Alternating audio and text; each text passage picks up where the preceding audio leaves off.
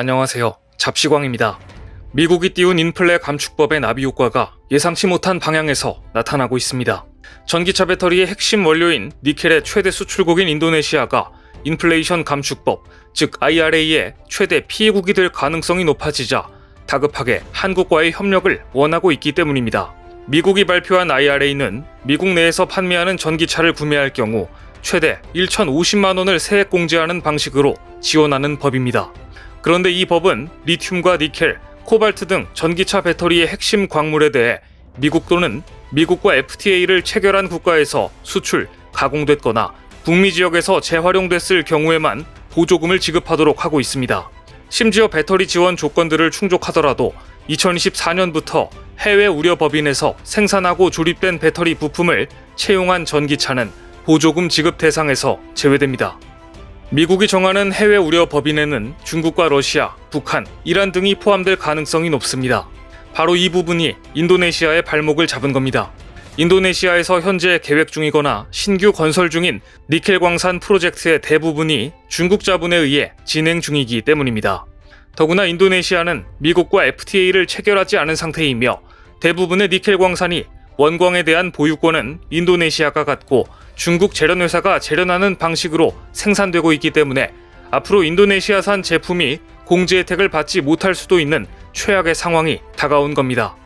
이처럼 미국의 IRA가 중국과 밀착되어 있는 인도네시아에 직접적인 타격을 줄 우려가 제기되자 다급해진 인도네시아는 LG와 현대, 포스코 등 한국 투자 기업들에게 SOS를 보냈습니다. 현대차는 이미 인도네시아를 아시안 전기차 생산의 핵심 거점으로 삼고 LG 에너지 솔루션과 함께 전기차 배터리 합작 공장을 건립 중이었습니다. 배터리 소재를 안정적으로 공급받고 전기차 배터리 수요에 대응하기 위해 이미 이 프로젝트를 위한 9,500억 원 규모 투자 재원도 마련했습니다. 그리고 지난해 8월 드디어 자카르타 인근 카라왕 산업단지 내에 배터리 합작사를 설립하고 약 1조 4,700억 원 규모의 대규모 프로젝트를 진행하고 있습니다. 최근 카라왕 산업단지를 방문한 토토 누그로호 인도네시아 배터리 공사 사장은 현대차와 LG 에너지 솔루션의 카라왕 배터리 공장 공정률이 40에서 50%대에 달한다며 2024년이면 연간 10기가와트시 규모의 배터리셀 생산이 시작될 것이라고 기대감을 나타내기도 했습니다. 현대와 LG 에너지 솔루션의 합작 배터리 공장은 내년 상반기면 이미 공장을 완공할 예정이고 오는 2024년 상반기부터 배터리셀 양산에 들어가 전기차 15만 대에 사용할 수 있는 연간 10기가와트시 규모의 배터리셀을 생산할 예정입니다. 한국이 이렇게 인도네시아에 대규모 투자를 단행하고 전 세계 전기차 기업들이 인도네시아를 주목하는 특별한 이유가 있습니다. 일단 인도네시아는 세계 최대 니켈 생산국입니다. 게다가 최근 러시아의 우크라이나 침공으로 원자재 가격이 급등하면서 니켈을 가지고 있는 인도네시아에서 직접 배터리를 생산한다면 그만큼 생산 단가를 낮출 수 있는 장점마저 갖게 됐습니다. 또한 인도네시아는 인구가 많습니다. 무려 2억 7,900만 명에 달하는 아세안 최대 소비시장을 가지고 있는데요. 하지만 인구 1000명당 자동차 보급 대수는 고작 87대에 불과합니다.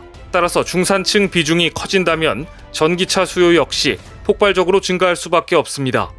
더구나 한국의 입장에서는 인도네시아 공장이 특히 매력적인 이유는 아세안 자유무역 협정에 따라 인도네시아에서 생산한 차량을 다른 아세안 국가에 수출할 때 관세를 내지 않아도 되기 때문입니다. 이렇게 인도네시아는 현대, 토요타, 닛산 등 아시아 자동차 기업들이 탐낼 수밖에 없는 조건을 갖추고 있고 그래서 현대차와 LG 에너지 솔루션이 대규모 프로젝트를 진행하고 있는 것입니다. 하지만 지금까지 인도네시아 내연 기관차 시장은 일본의 텃밭이었습니다. 토요타, 혼다 등 일본 자동차 브랜드의 점유율이 94%에 달했습니다. 현대차와 기아는 합해도 1%가 채 안 됐습니다. 하지만 조코위 대통령이 인도네시아를 전기차 중심으로 전환하려고 하면서 일본 완성차 업계는 코너에 몰렸습니다. 결국 발등에 불이 떨어지고 나서야 일본 완성차 업계는 서둘러 인도네시아에 투자를 단행했습니다. 얼마 전 토요타, 소지츠, 미쓰비시 등 일본 기업 10곳이 앞으로 5년 동안 인도네시아에 52억 달러를 투자하겠다고 발표한 것입니다. 그러면서 하야카와 시게루 토요타 부회장은 이렇게 강조했습니다. 이번 추가 투자를 통해 인도네시아 정부는 토요타가 전기차에 투자하는 진지함을 이해하길 바란다. 전기차에 대한 토요타의 간절함이 느껴지면서도 다른 한편으로는 독점 기업으로서 인도네시아를 얕보는 듯한 뉘앙스가 느껴집니다. 결국 인도네시아 전기차 시장을 누가 선점하느냐를 두고 한국과 일본의 대결 구도가 만들어졌습니다. 그런데 일본의 투자 결정 소식이 들리자마자 인도네시아가 놀라운 발표를 했습니다. 당장 내년부터 인도네시아에서 생산하는 전기 자동차에 보조금을 지급하겠다고 발표한 겁니다. 이 소식은 현대차를 포함한 한국 자동차 기업들에게 날개를 달아준 셈이며 전기차 전환이 늦은 토요타를 포함한 일본 자동차 기업들에게는 날벼락 같은 소식입니다. 이미 인도네시아에서 팔리는 전기차의 90%는 현대와 기아차입니다. 그런데 여기에 보조금까지 준다니 현대 기아의 전기차가 보조금의 최대 수혜자가 되고 동시에 현대 기아차의 가파른 성장세가 예상되기 때문입니다. 부디카리아 수마디 교통부 장관은 전기차 보조금 지급은 전기차 산업의 게임 체인저 역할을 하게 될 것이라며 인도네시아의 심각한 대기 오염 문제를 해결하기 위해 전기차 구매 보조금 지급을 앞당겼다고 설명했는데요. 속내는 미국의 IRA 때문에 인도네시아 니켈 산업이 당장 피해를 입게 되자 이를 만회하기 위해 전기차 보조금 지급을 서두른 것으로 보입니다. 더구나 이번 인도네시아의 전기차 보조금 지급 발표가 현대차에 특별히 의미가 있는 이유가 있습니다. 그간 토요타가 독보적일 수 있었던 이유는 이른바 반값 휘발유로 불리는 인도네시아의 휘발유 보조금 정책 때문이었습니다. 인도네시아 국영 에너지 회사 페르타미나 주유소에서 파는 옥탄가 90의 저품질 휘발유 페르타라이트 가격은 1리터에 한국 돈으로 930원 정도입니다. 그동안은 고유가에도 막대한 보조금으로 휘발유 가격을 싸게 유지했습니다.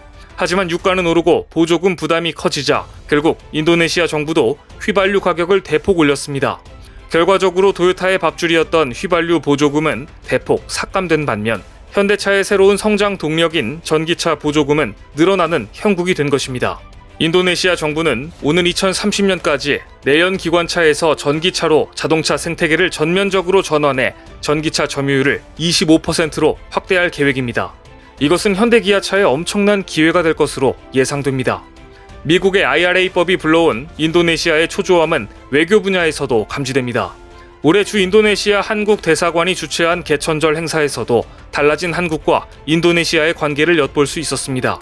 통상 각국 대사관에서 진행하는 국경일 행사에는 인도네시아 외교부가 주빈으로 참석할 장관을 한 명 정해주면 해당 장관만 참석하는 경우가 많은데 이례적으로 5명의 장관이 참석한 것입니다.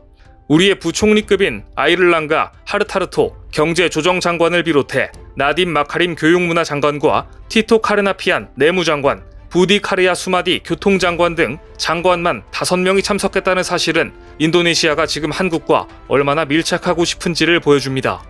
눈여겨볼 부분은 부디카리아 수마디 교통장관입니다. 이 교통장관이 며칠 뒤 현대차에 엄청난 선물을 안겨준 전기차 보조금 지급을 발표했기 때문입니다. 이날 주 인도네시아 대사는 인사말을 통해 한국과 인도네시아의 파트너십은 그 어느 때보다 견고하다. 최근 양국 외교 관계가 특별 전략적 동반자 관계로 격상됐고 양국 간 포괄적 경제 동반자 협정이 비준됐다고 달라진 두 나라 관계를 친절하게 설명했습니다. 한국 개천절 행사에는 신태용 인도네시아 축구 대표팀 감독을 비롯해 인도네시아 장관들이 다 같이 나와 한국식 대형 비빔밥을 만들며 양국의 끈끈한 우정을 나누는 시간도 마련됐는데요. 토요타는 인도네시아 전기차 시장에 52억 달러를 투자하겠다고 발표했지만 아직 걸음마 단계에 불과합니다. 하지만 현대차는 이미 인도네시아 델타마스 공단에서 지난 3월부터 전기차 아이오닉5를 양산하고 있습니다. 이러니 누가 인도네시아 전기차 시장을 선점할지 결과는 뻔해 보입니다. 오늘 준비한 소식은 여기까지입니다. 댓글을 통한 여러분들의 많은 의견 기다리겠습니다. 시청해주셔서 감사합니다.